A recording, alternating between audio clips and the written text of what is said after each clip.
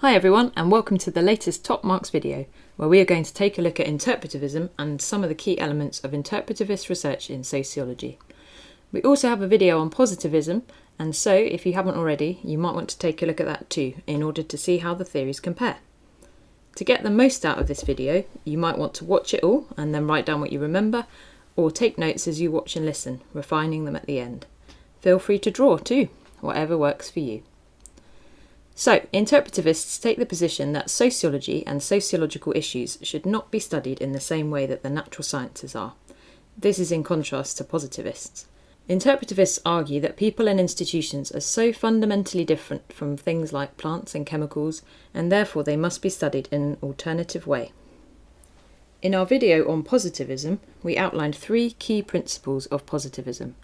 So it might be simplest to do something similar with interpretivism, although I'll refer to them as ideas, as they are not all an essential part of interpretivism. The first idea, then, is that interpretivist research seeks to find the meanings and motives attached to behaviour, and people's feelings and experiences of a situation or event. So, rather than identifying correlations and seeking to establish social facts, as a positivist would, interpretivists instead want to understand the causes of actions and also the meanings attached to them. A really good example of this is in Janet Foster's research into crime on an estate called Riverside in East London. Official statistics showed that crime rates were high in this area, and from that it could be suggested that residents were unhappy and that Riverside was not a desirable area to live in. However, Foster found, through her research, that perceptions of crime within the community were in fact very different. Residents reported feeling safe, largely because there was a high level of informal social control, where neighbours had good relationships with each other and didn't stand for criminal activity, reporting anything they saw or heard about to the police. This demonstrates how interpretivist research successfully reveals a more complex picture behind the social facts presented by statistics. The second key idea is that interpretivist research is often, but not always, ethnographic. An ethnographic study is a detailed study of a group's culture.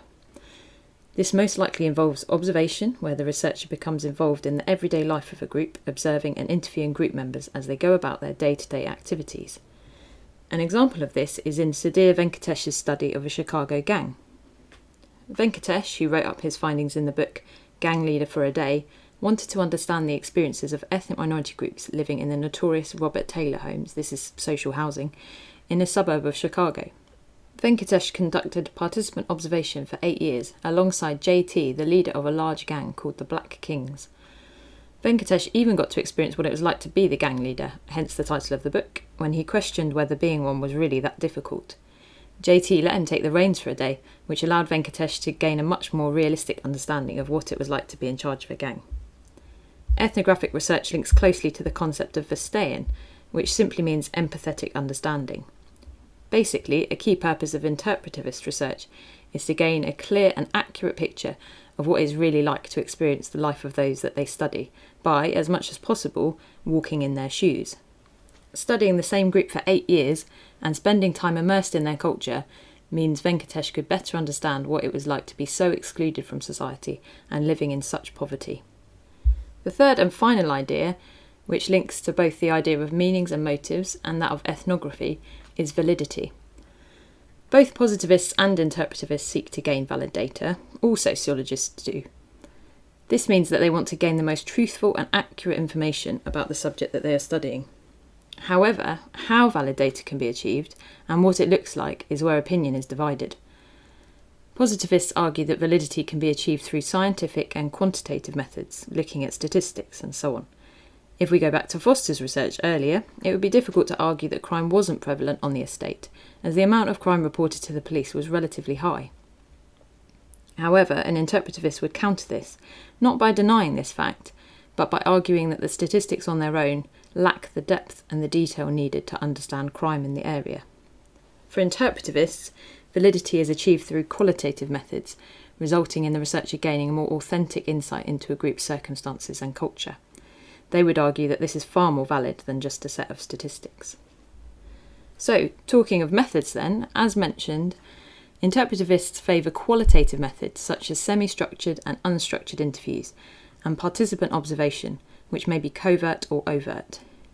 Qualitative data, according to interpretivists, is high in validity as it allows a true insight into a person or group's life. For example, an unstructured interview allows the participant to talk at length about their views and experiences, which leads to in-depth, rich data.